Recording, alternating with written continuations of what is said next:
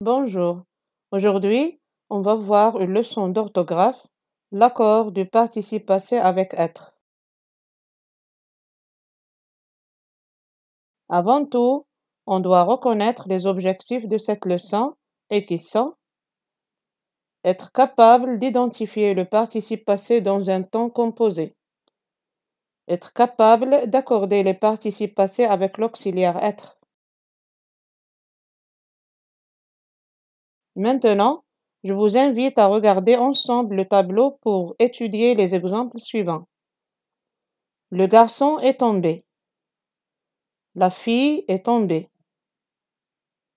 Donc, comme vous voyez, pour l'exemple 1, le garçon est tombé, le sujet est masculin, le garçon.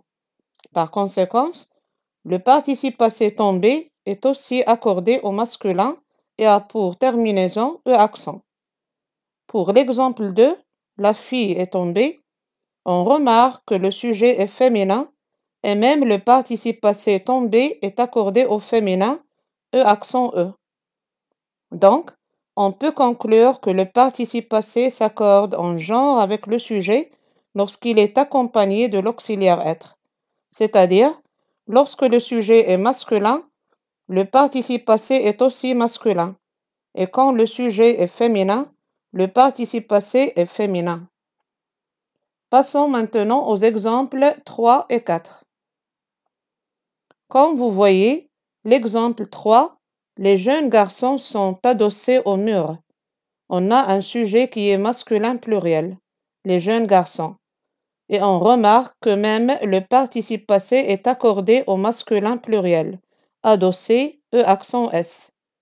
En ce qui concerne l'exemple 4, les bouteilles sont rangées sur l'étagère, le sujet est féminin pluriel, les bouteilles. Et même le participe passé est accordé au féminin pluriel, rangé, E accent ES.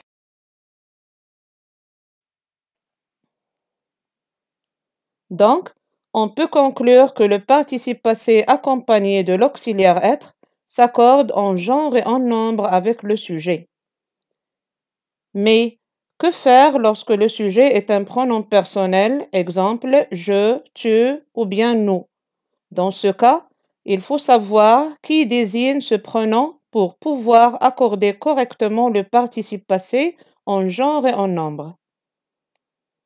Maintenant, il y a une chose très importante que vous devez savoir, c'est comment va-t-on accorder le participe passé lorsque le verbe a deux sujets, un sujet masculin et un sujet féminin. Pour cela, étudions l'exemple suivant. Ma sœur et mon frère sont tombés. Dans cette phrase, comme vous voyez, il y a deux sujets, ma sœur qui est féminin et mon frère qui est masculin.